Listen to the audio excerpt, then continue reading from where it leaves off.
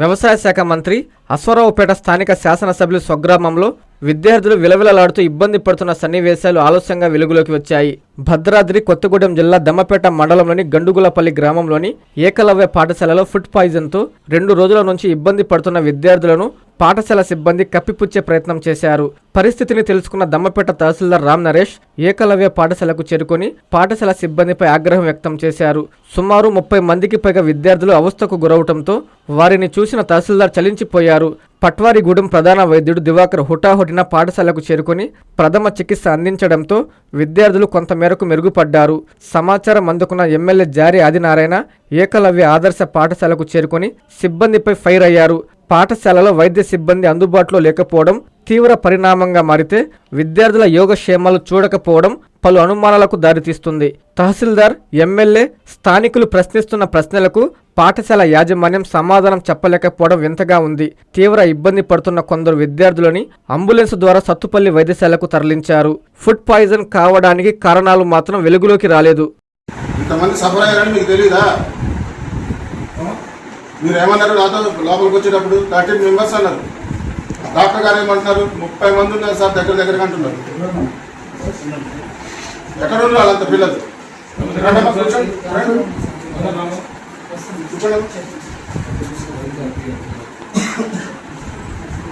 అమ్మా మీకు పాయిజన్ అయిందా?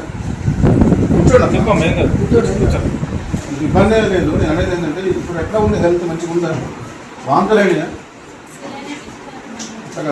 అనేది ఏంటంటే పొద్దున్న నుంచి ఏమన్నా ఎట్లా ఇబ్బంది అయింది? వాంతులేండి. మీ ఊరికి భయపడమాకు. ఇక్కడ నేను ఉన్నా, నేను ఎంఆర్ఓని. ఇక్కడ భయపడమాకు. నీకు వాంతులేనియా, విజయ్ మోషన్స్ అయినాయా, ఎట్లా అయినా చెప్పు. మరి ఎట్లా చూస్తారండి? మీరు చెప్తేనే కదా నేను మాట్లాడగలిగేది. చెప్పండి ఎలా ఉందో. మీకు ఎలా ఉంది అసలు? ఇప్పుడు నీరసంగా ఉందా? బాగా నీరసంగా ఉంది. డాక్టర్ గారు సెలవుని ఎక్కించరా? ఎన్ని ఎక్కించరు? నువ్వు నీరసంగానే మాట్లాడుతున్నావు. ఏం చెప్పలేకపోతుంది. ఎందుకు ఎవరైనా పడతారని భయమా? ఎవరు కొట్టరు. నోట్ చేయాలి కదా, చెప్పాలి. మనకు చెప్పాలి, విషయం జరిగి చెప్పాలి. మాకు గంటకి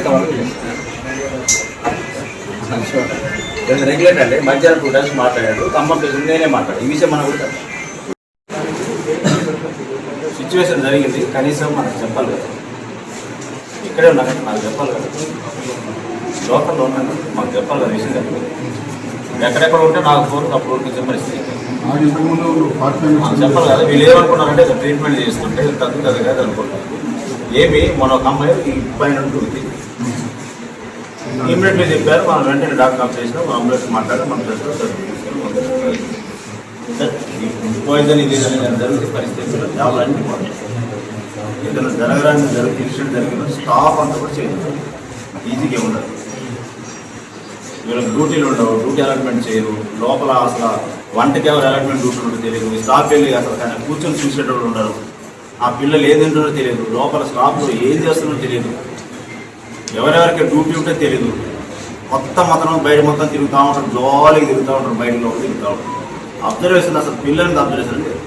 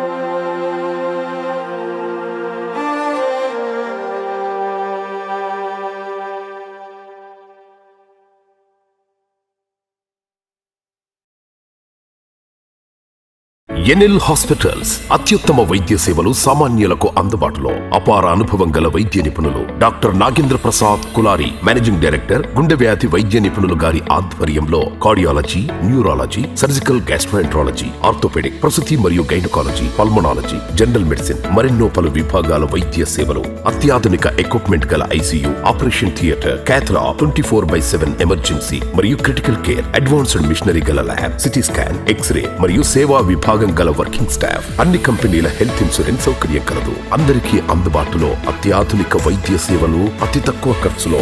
ఎన్ఎల్ హాస్పిటల్స్, పివిఆర్ కళ్యాణ మండపం ఎదురుగా, అన్నమయ్య సర్కిల్ దగ్గర, మాగుంట లేఅవుట్, నెల్లూరు.